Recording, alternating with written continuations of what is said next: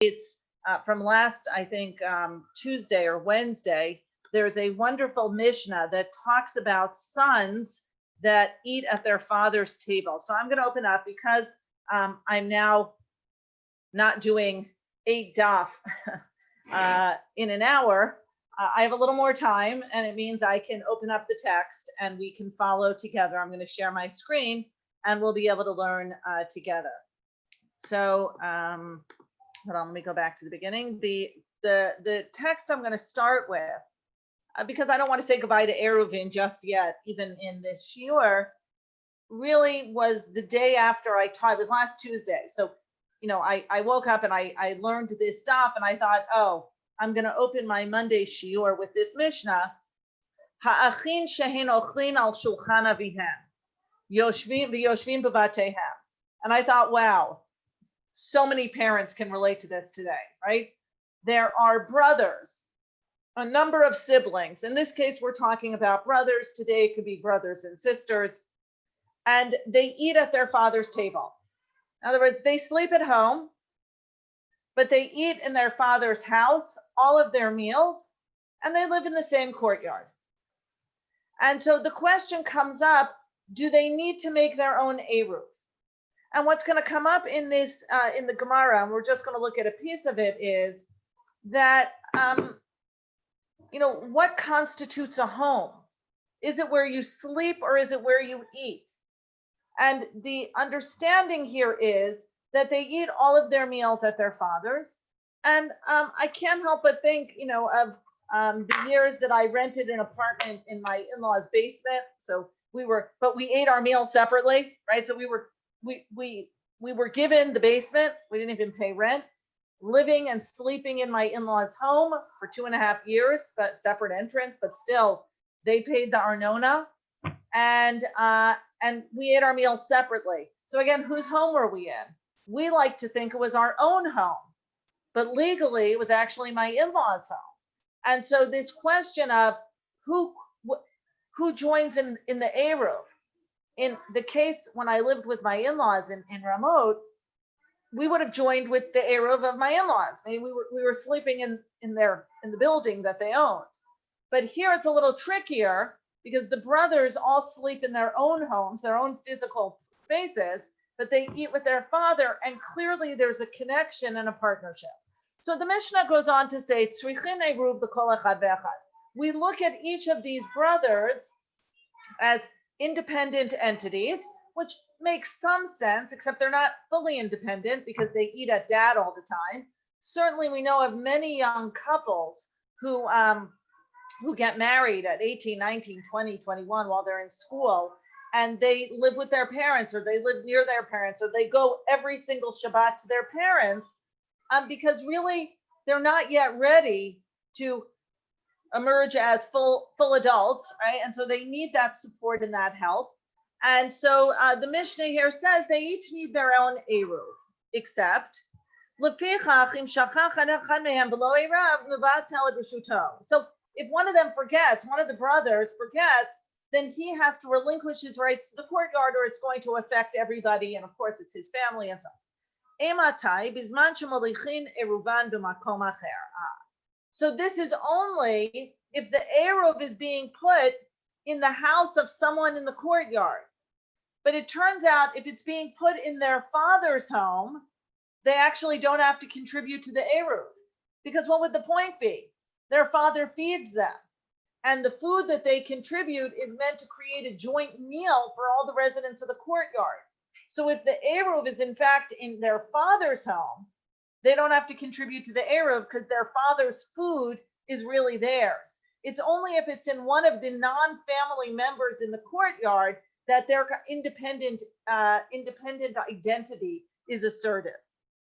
But within the family structure, it's very clear they're subsumed under the protection, under the support of their father.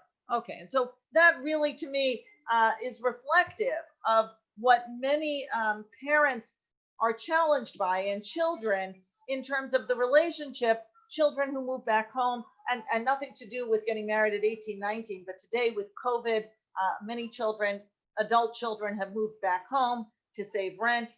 perhaps have lost jobs.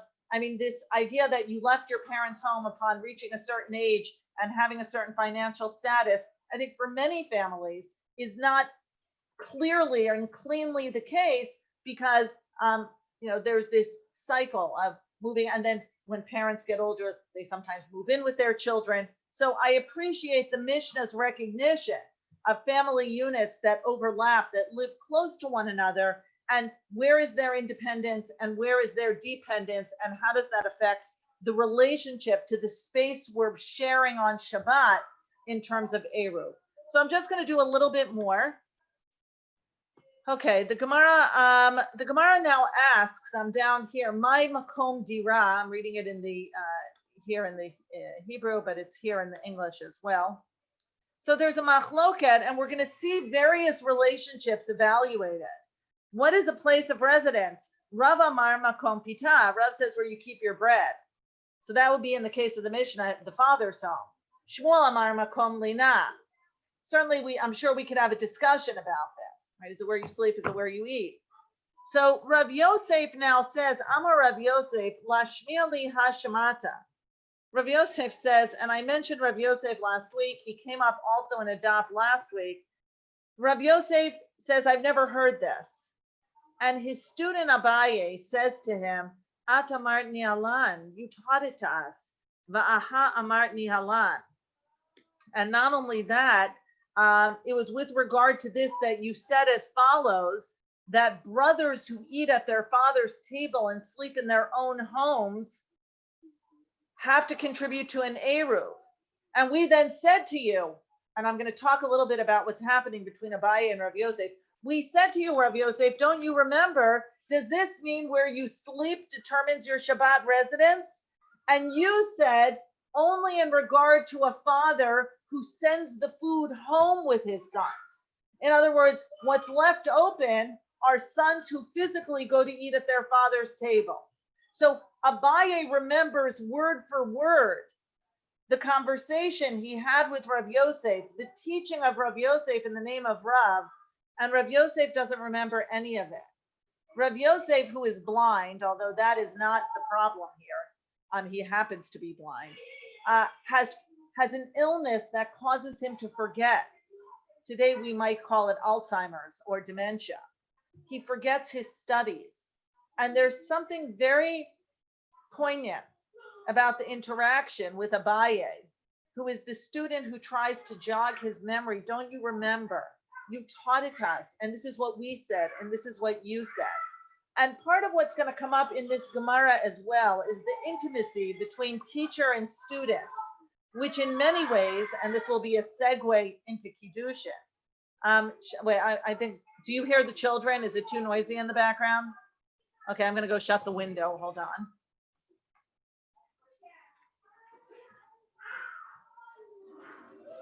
Can do. They should be going home at 5. They should be going home soon. It's already after 5. And so Abaye says to Rav Yosef so beautifully, but you taught us, and this is what we said, and this is what you said. And really, the Rebbe Talmud relationship is often more intimate than the father-son relationship, or is in some ways a replacement for that relationship, with the Rebbe being called Abba in certain cases, father, and there's something very poignant and bittersweet about Abaye having to now support and reinforce his Rebbe's teaching to his Rebbe. Okay. So the next question that's going to come up in a Braita, Tanu Rabbanan, Misha yesh lo chamesh nashim. Well, what if a man has 5 wives and they all live in their own home, which is probably advisable if you have 5 wives. Mikablot pras mi ba'alehan, and they're supported by their husband, but they each eat in their own house. So going back to our Mishnah, the brothers in the courtyard with their father, the only thing that's really established is when dad sends food packages to the sons so that they eat and sleep in their own home. Everyone agrees that's where you have to contribute your Eruv. What's left question mark is what if you eat all of your meals at your father's home? He doesn't send home the food packages. You actually go to his home to eat and you only sleep in your father's home. That's actually left as a question mark. Here we have 5 women married to a man, all the same man, who fully supports them, which is what he's supposed to do. And the question is, when it comes to Eruv, do they have to contribute? So put that on the side. Chamisha avadim mekablim pras mirabbehem. So now we have 5 slaves, servants, and they are supported by the master, but yet they each have their own quarters. So do they have to contribute to the Eruv? Rabbi Yehuda ben Betera matir benashim. Rabbi Yehuda ben Betera says that women do not have to contribute because we really see them as an extension of their husbands. Presumably their husbands come to each of their residences to engage in sexual relations, which certainly would suggest there's an extension to the main house, from the main house to each of these houses, although that's not alluded to here, but it certainly, I think, is in the background. Rabbi Yehuda ben Betera matir benashim boser bavadim. And so he says, no, slaves each have their own house. Women are really extensions. Their home is an extension of their husband's home. Rabbi Yehuda ben Baba matir bavadim boser benashim. Rabbi Yehuda ben Baba says, no, slaves are an extension of the master. They're essentially owned by the master. They don't have like kind of agency. But women are their own independent entities. Meaning they can even own their own homes if it's set up in a certain way. So women should be seen as independent of their husbands. So again, interesting conversations about relationships, about dependency, about independence despite dependency. Those are things that are coming up in this text, in this sugya. Amar Rav. So Rav now says, "My Tamid Rabbi Yehuda ben Bava dichtiv Daniel batra Malka." So Daniel, there's a pasuk from Daniel about Daniel was in the gate of the king. So that suggests anywhere he went, he was in the king's gate, right? So Daniel's a slave or a servant of the king, and so it's as if he's an extension of the king. Pshita ben etzel aviv k'da'amra. So basically, what we say is no. It's the halacha is obvious in the case we go back to the father and son, and what we basically say is kedamran, as we stated in the above Mishnah. So depending on how we read the Mishnah, either the father who fully supports the son in the son's home, or the son who eats at his father's table. We said that wasn't fully resolved, but let's read it the way the Tanakama the Gemara wants to read it. A father who sends support to his son, who provides food for his son in his own home, that son has to contribute to the Eruv, unless they are the only ones in the courtyard, and then there wouldn't be any point since the father supports everybody. Isha etzel ba'ala, the Eved etzel rabo, pluktet Rabbi Yehuda ben Betera, Rabbi Yehuda ben Baba. And a 5 wives and 1 husband, 5 slaves and 1 master, there's a machloket that we're not going to resolve between the 2 Rabbi Yehudas, Rabbi Yehuda ben Betera, Rabbi Yehuda ben Baba. They each see the dependent, independent aspects of the relationship differently, and that will affect the way we view their relationship to Eruv. Okay, so now the last question we're going to ask has to do with a teacher, Talmid Eitzel Rabo Mai. What about a student who lives with his master in the same courtyard, sleeps in the dormitory in his own like little dwelling, and eats all of his meals at his Rebbe? So what is that going to be like? And the Rebbe supports him. So in this case, they're not going to answer it directly. They're going to tell us 2 stories. Tashma, come in here. De Rav be Rabbi Chia Amar. So Rav, who studied with Rabbi Chia, said, we didn't have to establish an Eruv. Because we are dependent upon the table of Rabbi Chia. Now, by the way, that shouldn't surprise us because we saw earlier, Rav feels it's the food, it's where you sit to eat that determines your place of residence. Now, there's something to that logic, because if we think about, dormitories in yeshivas, a lot of the conversation and interaction goes around. It's in the dining room. So you only go back to your bed to sleep. Otherwise, you're in the Beit Midrash. You're in the dining room, and dining room is where the connections. That's where the sense of being cared for is. So Rav says when we ate at Rabbi Chia's table, that's it. We didn't make an Eruv. And Rabbi Chia himself, who was a student of Rebbe, said the same thing. We do not need to establish an Eruv because we're dependent on Rabbi Yehuda Hanasi. And that's really as far as I wanted to go. It's interesting that with the father-son, there remains a question mark. Is it fully, is there independence? Is there not independence? Does a son have to contribute? Brothers in the courtyard contribute independently to the Eruv or not? And with the Rebbe Talmud, there's no question. It's left with these two stories as resolved, that the Talmud is considered to be at the Rebbe's table and supported by the Rebbe, and essentially assumes a extension of the Rebbe's persona, the Rebbe's identity, the Rebbe's house, even though he sleeps somewhere else. Very, very interesting that it's easier in some ways to resolve this question about the Rebbe Talmud, where the interdependence is so strong and clearly delineated, versus the parent-child, the father-son, where there remain question marks. What kind of support? Is it full support? Is he sending the food over? And so on. Here, the Talmud is at the Rebbe's table. That's the way it is. And so as a result, the Talmud does not have to contribute to the Eruv. He relies on his Rebbe's Eruv. Okay. Someone asked me to send the link for the sources. Let me try. Let me see if I can. It's a Word document, actually. So I will send it afterwards. It's going to take me a minute. I'll ask Matan to send it out. So I apologize. Next time I'll send you a link. I'll send you a link to my Word file. Okay.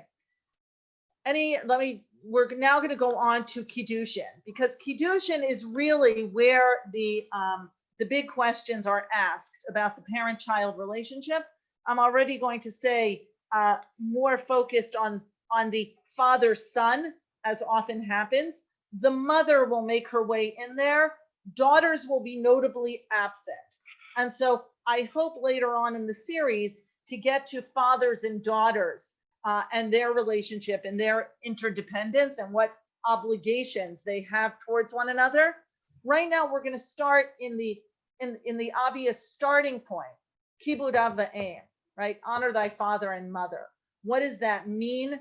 And what burden does that put on the parent? What burden does that put on the child? So let's take a look. We're going to open with a Mishnah. If you've studied with me before, it's a Mishnah I often teach in various contexts. Kol mitzvat haben al ha'av anashim chayavim v'nashim pturot, v'kol mitzvot ha'av al haben achad anashim v'achad nashim chayavim. Okay, we have an opening statement. All mitzvot of a son with regard to his father, men are obligated and women are exempt. We'll see how to understand that in a moment. All mitzvot of a father with regard to his son, both men and women are obligated. Very famous Mishnah. Essentially, what it's about to do is set out some of the differences in terms of mitzvah performance between men and women. It's a very important platform for binary structure and gender differentiation in terms of what each one is obligated to do in society. But what I'm interested in is not what comes after, which is that women are exempted from time-bound mitzvot. I am very interested in that. I'm writing a book about it, but I'm not interested in it for the purpose of this lecture series. What I'm interested in is the relationship of son to father and father to son, and what role mother plays or daughter plays in this interaction. Where's the daughter? Where's the mother? Because we're talking here about mitzvot haben al ha'av. Men are obligated, women are exempt. So that will be understood to mean mitzvot that a father does for his son. So we already will understand that fathers are obligated towards their sons. And then this next clause, kol mitzvot ha'av hal haben, which is understood to be all mitzvot of a father that a son has to do, men and women are obligated. And then we're going to say, well, not all women, only some women, and only at a certain point in their lives. Okay, so we're going to skip to the Gemara.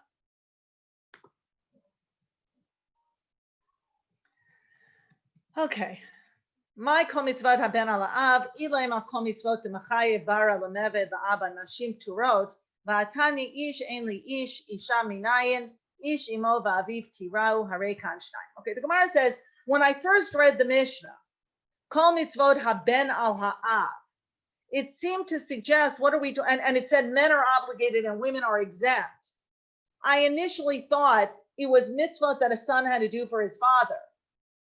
But the Gemara immediately says that can't be. Because in the Torah itself, it says, Ish aviv v'imo tira'u, right? It says a man shall fear his mother and father in plural. And so this is one of those cases where they say Ish must include Isha. Man must include woman in order for it to fit the plural of tira'u. It's a drash. And so men and women are obligated in honor your father and mother, honor thy father and mother. So it must mean that the opening clause, when it says men are obligated, women are exempt, it must be kol mitzvot haben hamutalot al ha'av. It can't be that the opening of the Mishnah means mitzvah that a son does for his father, even though that's what the language suggests. It can't be, because we know honor thy father and mother is commanded in plural, including the women. So it must be these are mitzvahs that a father does for his son. Now, what's going to be interesting is the Gemara is well aware that mothers play a strongly parental role. And yet the question that comes up in Kiddushin is, are they obligated to educate their sons? Because of course, daughters are exempt from education. We will see that. Have no worry. The son is going to carry on all of the obligations that differentiate men and women. And so who's obligated in that education? We're going to say it's going to be father, not mother. I will, of course, at the end of each unit, talk about modernity and what happened. But I also want to highlight that the Gemara itself is aware of the tension, because it's going to ask several times, how do I know mothers aren't obligated? And it's going to have to very deliberately and textually create a platform in which women will be exempted from educating their sons. So that's the heads up. That's what's going to be coming. Amar Rav Yehuda, Hachi Kamar, this is what I have to understand. Kol mitzvot haben hamutalot al ha'av la'asot livno anashim chayavim v'nashim tura. Okay, all of the mitzvot that a father has to do for his son, women are exempt, men are obligated, women are exempt. And now, what are those mitzvot? Tanyan lahaha detanu Rabbanan. Here, Tanina laha detanu Rabbanan. Here is the Braita that is going to set out for me what it is that fathers are obligated to do. It's down here in the English if you're following in the English. Ha'av chayav bivno lemolo v'lifdoto v'lelamdo Torah v'lasio isha v'lelamdo umanut v'yesh omrim af la'ashito b'mayim. So a father is obligated to ensure that his son is circumcised on day 8, that his son is redeemed on day 30, that his son learns Torah, that his son marries a woman, he marries his son off, and that his son learns a trade. And some say a father has to teach his son to swim. These are the collection, and really, we have religious obligation and professional obligation and societal obligation, meaning these really are a microcosm of they really incorporate within them all the things parents really have to teach their children, right? How to be a functional human being in society, how to be a devout Jew in religious society. Because what we have here is the circumcision and the redemption if he's firstborn, which are commandments by God, covenantal commandments. We have learning Torah, which is foundational to our relationship with Torah and mitzvot, so on. Marriage, which is societal. Learning a trade, which is creating someone who's a functional member of society and is not a burden to society. And then learning to swim is interesting. I would suggest it straddles a number of these. In other words, it's in our interest that people not drown, so we have more functional members of society. In addition, it's in our interest because the Torah says, "V'chai b'hem," right? You're supposed to live by this, not die by them. And so if you know how to swim, essentially you are helping your child make it to adulthood and continue his mitzvot and learning Torah and all the things he has to do. So that too becomes the safety, right? Your child. And so really, any of these categories we could telescope out, and we could broaden, and we can add all sorts of things. From if we were sitting in a classroom, I might ask you to throw out a few examples that if we had a category and subcategories, but really this certainly spans the width and breadth of what parents teach their children. And in this case, father, son. I'm aware that this is talking about father, son. Rabbi Yehuda Omer, Kol she'eino melamed et beno omanu. Rabbi Yehuda now says a famous statement, a statement that is extremely strong. Melamdot listut. Listut sal kedatech ela keilu melamdos listut. Anyone who does not teach his son a trade essentially teaches him banditry, primes him to become a bandit. Because if he doesn't have a trade and he can't feed himself, he can't feed his family, he's going to go off and lawlessly make money and food and so on and so forth. And so Rabbi Yehuda goes as far as to say this is not just a suggestion, this is an obligation that is necessary in order for society to function the way it does. Now, what's not being addressed in this sugya and will not be addressed really in Kiddushin and won't come up in other areas, what happens to an orphan child, a child who doesn't have a father? Who's going to step in and assume the mantle of father? Presumably mother, if she can, but she's not obligated. And really then it's going to be the court, the Beit Din, or the child. We'll see that in a moment. So now the Gemara is going to start to do a circular type of logic where it's going to prove to us why a father is obligated to do each of these mitzvot. And in addition, it's going to explain why a mother is exempt. I just want to line up the Hebrew and English, so if you're following. How do we know a father has to circumcise his son? V'yimol Avraham et Yitzchak beno. Well, that's pretty clear, and it's actually going to be in this week's parsha.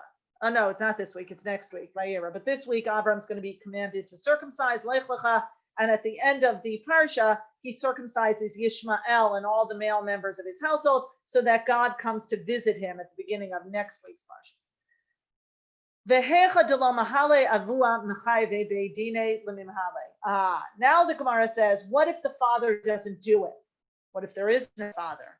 The Beit Din, the community, the congregation, they step in and have to circumcise the child. Because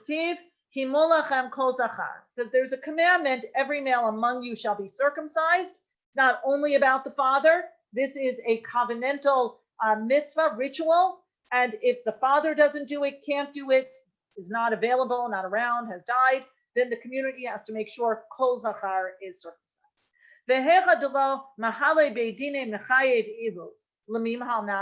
How do we know if no one does it for him, he has to circumcise himself or make sure he is circumcised?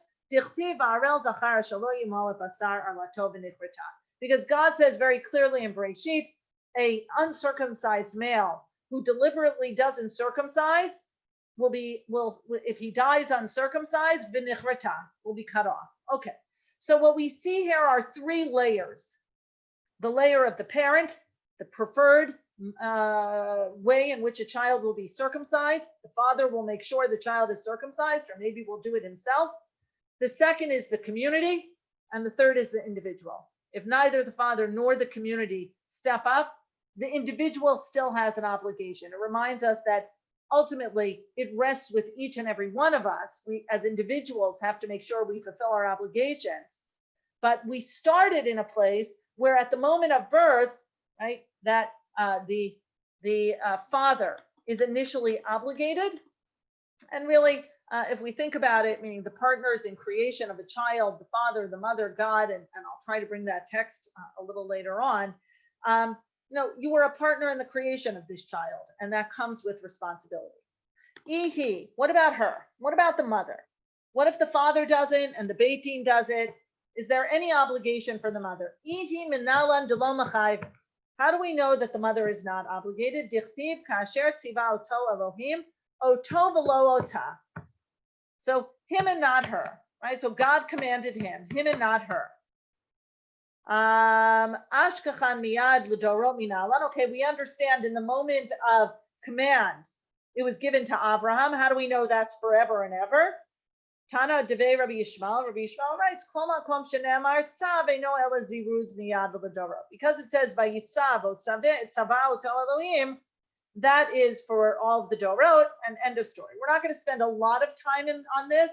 I think we understand why. It's fairly clear that this is a father-son space.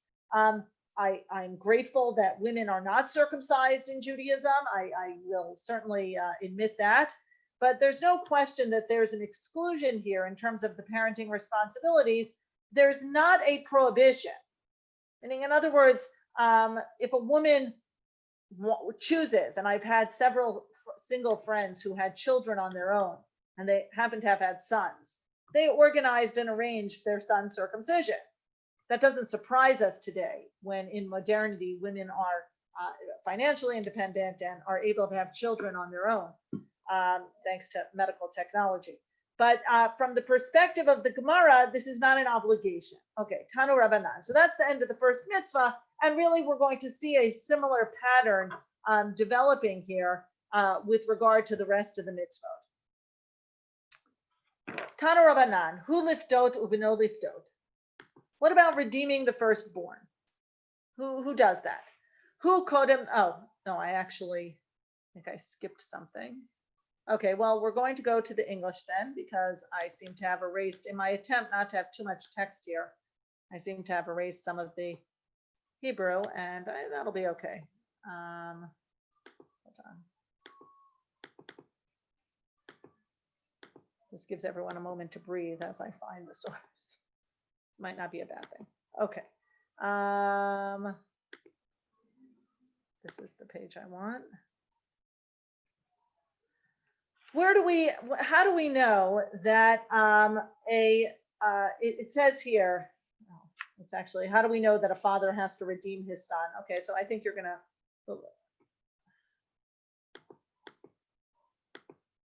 okay, here we go. Where do we know that, oh, that seems to be missing. Okay, there's a question, where do we know that a father has to redeem his son? Here it is. From where do we derive this? All the firstborns of your son you shall redeem. It comes from the Exodus 34:20. And in a case where a father does not redeem his son, he has to redeem himself, because there's a double pado tifdeh.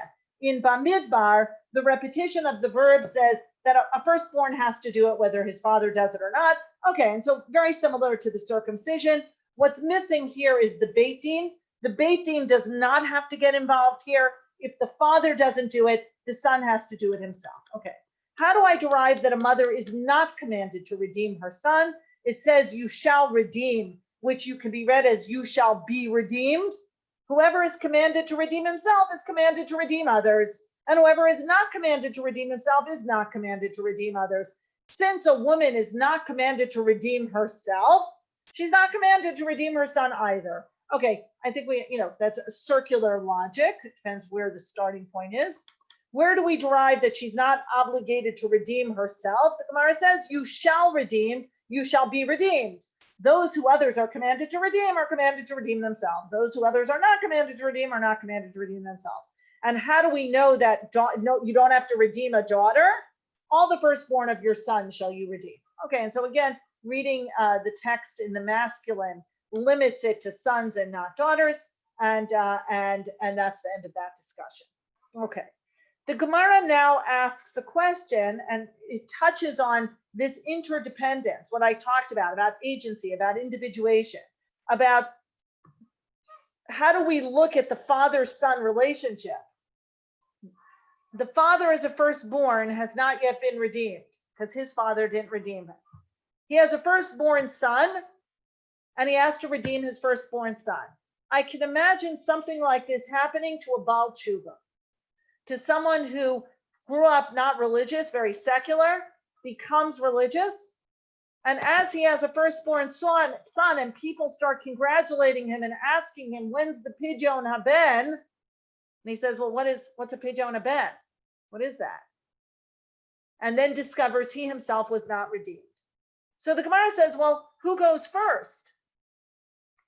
Does he redeem himself or does he redeem his son? Good question. Talking about interdependence, right? What obligation? What's his first obligation? To himself or to his son. And he doesn't have enough money to redeem both of them, says the Gemara, to make it more interesting. Rabbi Yehuda says his son takes precedence over him because the father has a mitzvah of redemption, kol ben zachor, right? Kadot tifdet. You're supposed to redeem your sons.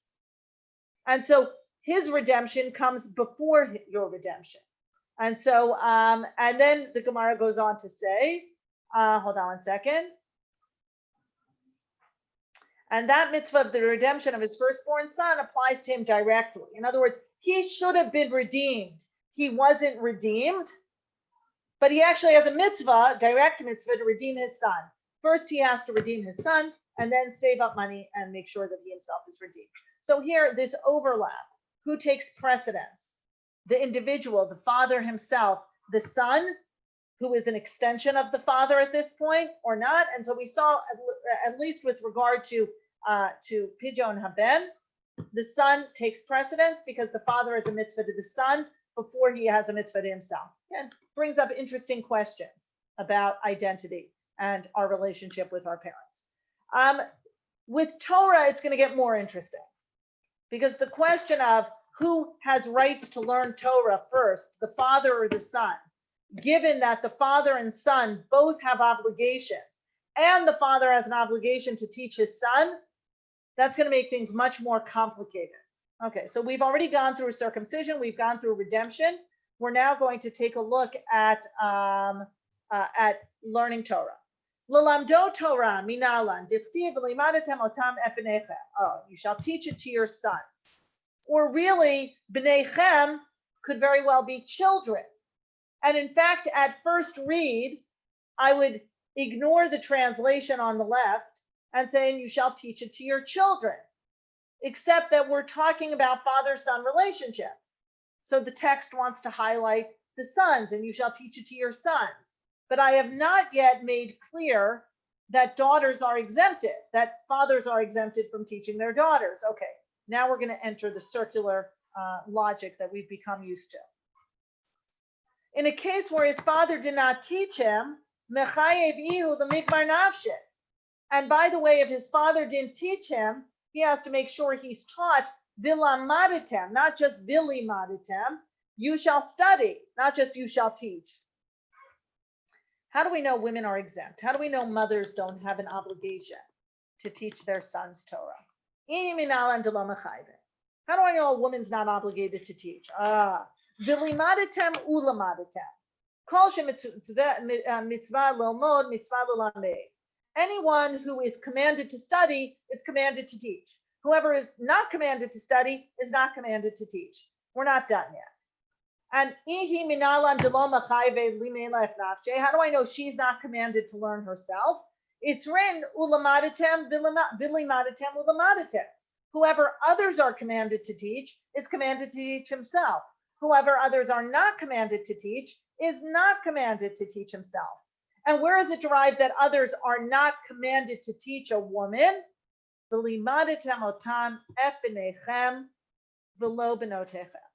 You shall teach it to your sons, and you shall not teach it to your daughters. Hold on, I need to get up and walk around.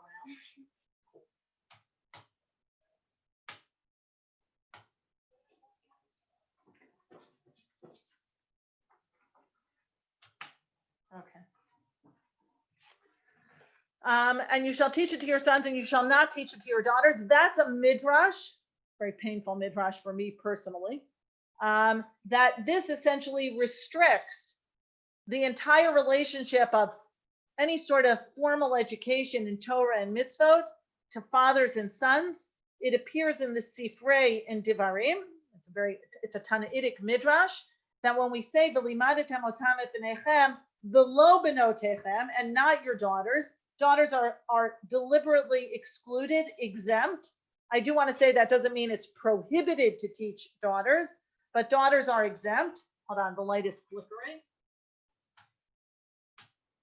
Okay, that's better. Okay, now I think I got it, and I hope that it will recognize me for the rest of the class. I just want to, as an aside, allude to a source that I'll add to the source sheet before I send it out. It's in the Tractate of Nazir.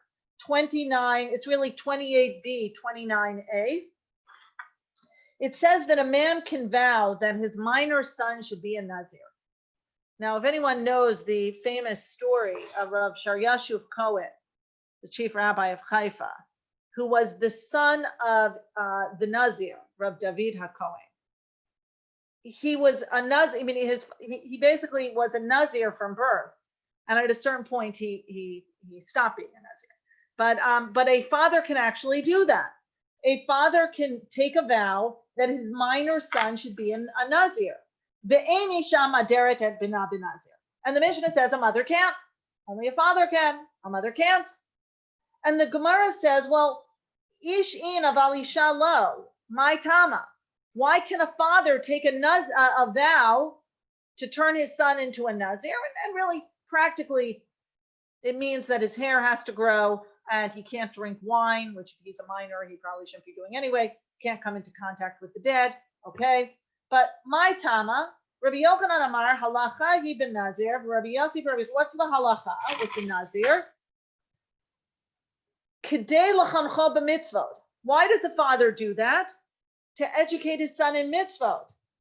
Well, then why not? Why shouldn't a woman be able to impose the Nazirship on a son in order to teach him about mitzvot for educational purposes?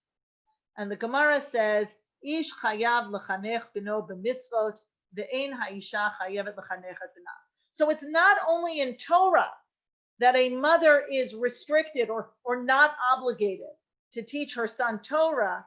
This gets expanded in Nazir to a mother has no obligation to educate her son at all in mitzvot. And only a father has an obligation. So it's not just Torah. Torah is really, again, a catchphrase for mitzvot. And so this is, in terms of a nafkamina, a practical application, taking a vow for your Nazir, for your minor son. Now, a woman can't do that because she has no jurisdiction over the education of her sons. And if you think this is okay, it's the Gemara 2,000 years ago.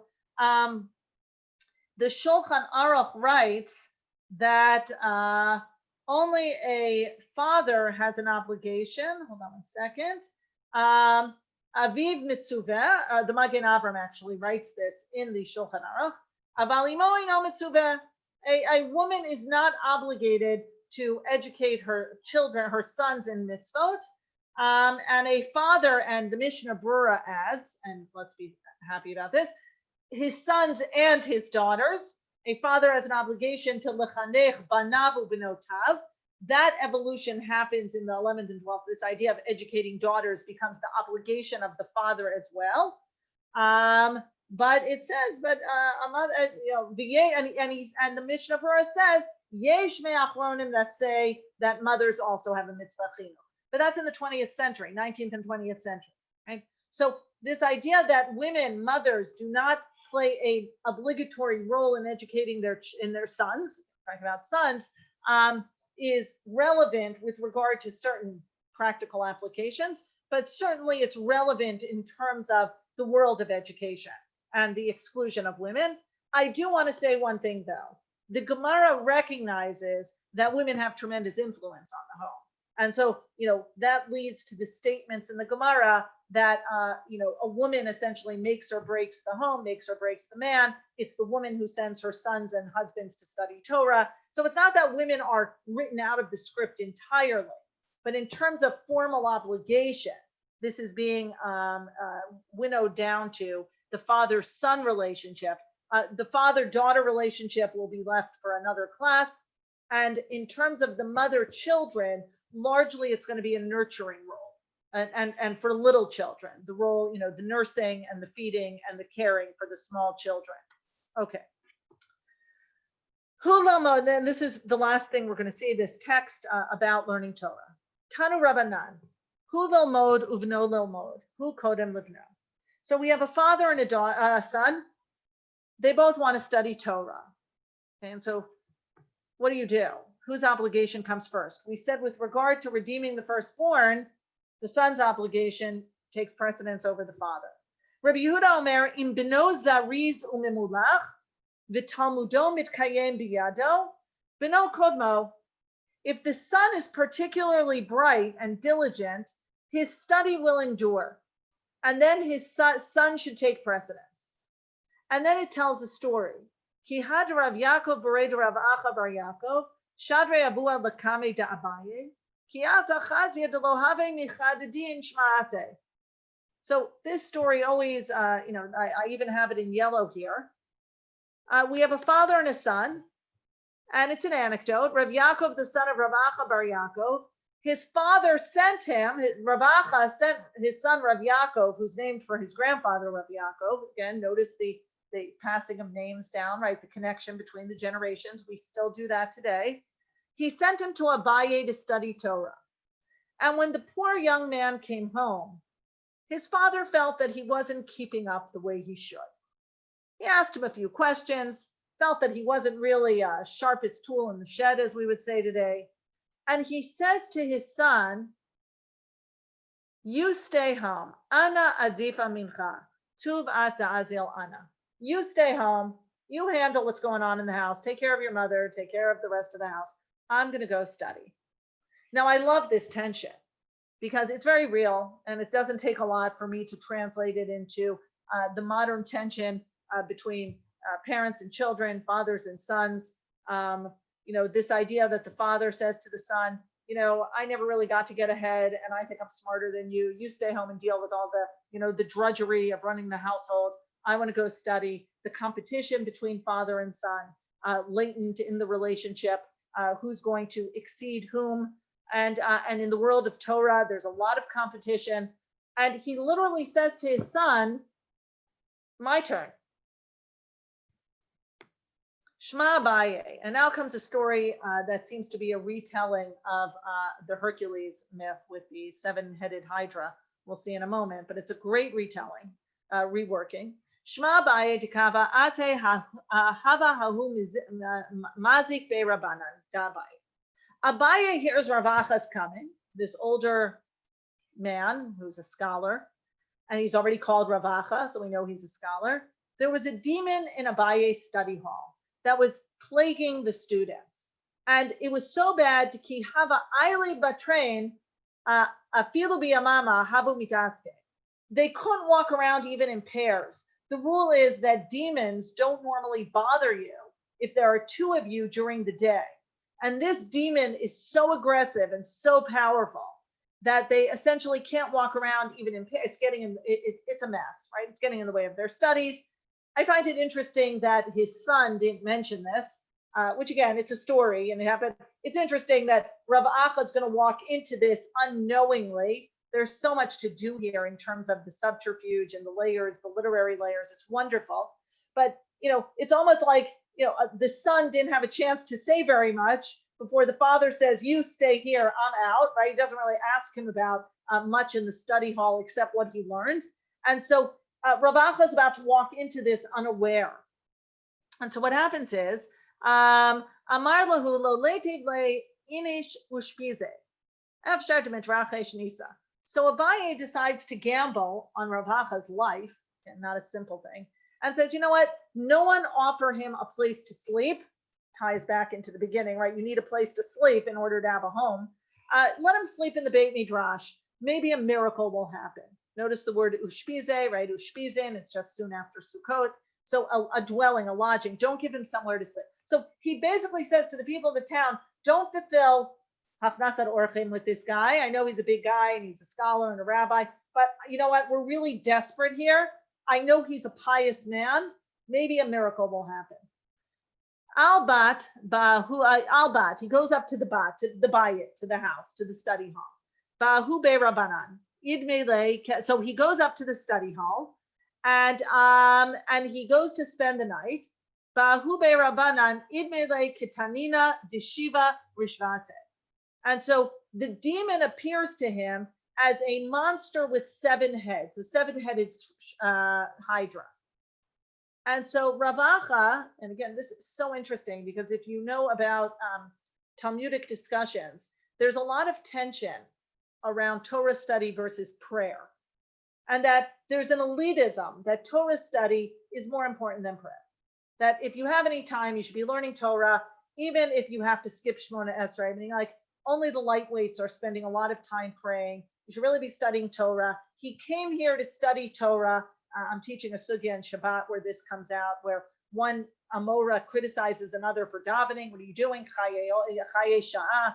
You're dealing with like the temporary. There's Chaye Olam, which is the learning Torah, right? So, and yet here we are in the Beit Midrash. He came to study Torah, called Kriya Dikara Natar Chad Resha. All he has to do here is pray, because there's a seven-headed monster. You're not going to open the Shulchan Aruch. You're not going to open the Mishnah. So every nifilah, he falls on his face, called Kriya, every like bowing that he does, to bow in supplication, in pleading before God, one head of the Hydra falls off. And he clearly bows 7 times, 7 days of the week, 7 days of creation. It takes 7 bows to uncreate this monster. Amar lahu lemachar ilo itrachesh nisa sakinte. So again, very almost a tongue-in-cheek, meaning, if there hadn't been a miracle, you would have put me in danger. Yeah, right. So there's a critique at the end where he turns to Abaye and he's like, "What did you do?"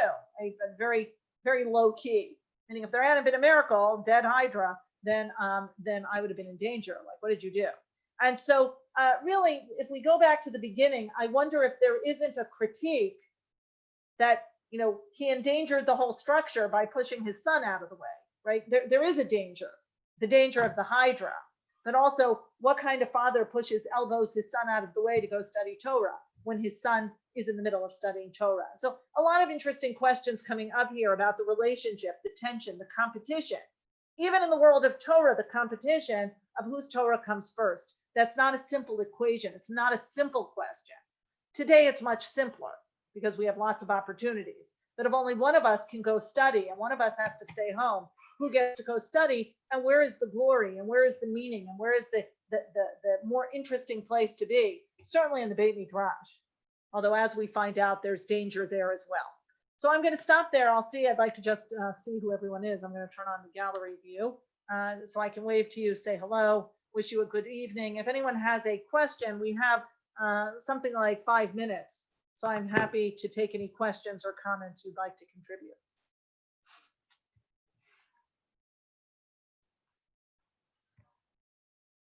Anyone? Okay. Well, nice to see you. I put a question in the chat about okay, let me take a look. That's probably better. Is to teach to swim. Okay, I see a few questions. If a father must teach his child a trade, yes, Leslie. Why are there societies where sons are sitting in yeshiva learning Torah only? Okay, so I'm going to answer that. The second question was, is teaching to swim related to traveling? Absolutely. You're either in Eretz, anywhere you go, you have to cross a river, and you're traveling for business. And yes, it's to protect you, but it's also because you're traveling for business. What you're suggesting, what you're asking, has nothing to do with the culture of the rabbis of the Talmud. They're really, the idea of working and learning is, Rabbi Akiva works and learns and lives in poverty till his father-in-law gives him wealth. Rabbi Yoshua lives in abject poverty throughout his life and is a charcoal gatherer. Various of the sages are very wealthy, but barring that, there is an ethic, we see it here, of work, meaning you need to be a productive member of society. Most people are not going to be sitting and learning Torah. If you are a sage or you are a Rosh Yeshiva, then that's your job as well, right? Obviously, you're running an academy. Really, I think the world of Kollel is very much a post-World War II invention. It's not that Kollel didn't exist. I want to make it sound like there weren't yeshivas, right? We know that the world of yeshiva was destroyed in the Holocaust, many of the yeshivas. But what we're seeing today is very much a post-World War II, post-Holocaust phenomena. In Israel, a lot of it is tied up with the army. You can't ignore that, right? That the exemption from the army is given to men who are studying Torah. And so the entire community of men who don't want to serve in the army have to go study Torah. In America, I would say that, many Haredi men do at a certain point go to study, right? They at a certain point do need to support their families. So Kollel is for a number of years, but there are many men in the yeshiva world who do work, who learn a trade and work. But it is true that the culture there is the more you stay, to fill the yeshivas, as long as they can financially do it, I guess they're going to keep doing it. But it does not reflect the world of the Talmud. I think the fear is modernity, right? If you get out into the world, you're exposed to all these treif ideas and all of these and education and secular education, and it's complicated. And so I think there are more people being educated quietly than we realize, particularly in computers, right? Which is a very safe profession because you can do a lot of the education online or go to Haredi colleges. But yes, it is true that this whole idea of filling the yeshivas and men spending years and years learning Torah, the women are the ones who are becoming educated and learning trades. I mean, the irony is that the women are the ones who are learning Torah and getting a trade and having the children, and that's in all of the communities, right? The Haredi woman is really holding it all together while the man is out in yeshiva. So something to think about. Okay, so I have to go because yes, Evelyn. Let me see. Yeah, the Gemara actually supports this theory because they're describing the son. They're not describing the son's learning, but they're describing the father in such detail that he is the one that is able to conquer this monster even. So he really does deserve to learn. And unlike today, everybody learns. It's really a matter of what's right. Oh, so that's where you're saying at the end, the ending really is the father did deserve to be the one going to learn. And so the son should stay home and learn a trade, right? Even though, so that's one way of reading the ending in the story, that seems to vindicate the idea whoever is more qualified should be learning Torah, but not everyone should be learning Torah. Everyone should learn Torah some of the time in the beginning to get a foundation, to learn your mitzvot and so on. But the scholars are an elite group who are going to remain an elite group. And that's really what it was for a long time. Okay. I missed the first class. Is there a recording of the first class? Yes, I believe there is. Yes, definitely. There definitely is a recording. If you you registered through Matan, so send them an email and ask them for it. They'll definitely send you the recording. It was a very different kind of class, but I think interesting. Okay, well, good to see you. Thank you for joining me. Bye. Thank you. Bye. Have a good day. Thank you. Good afternoon. Bye.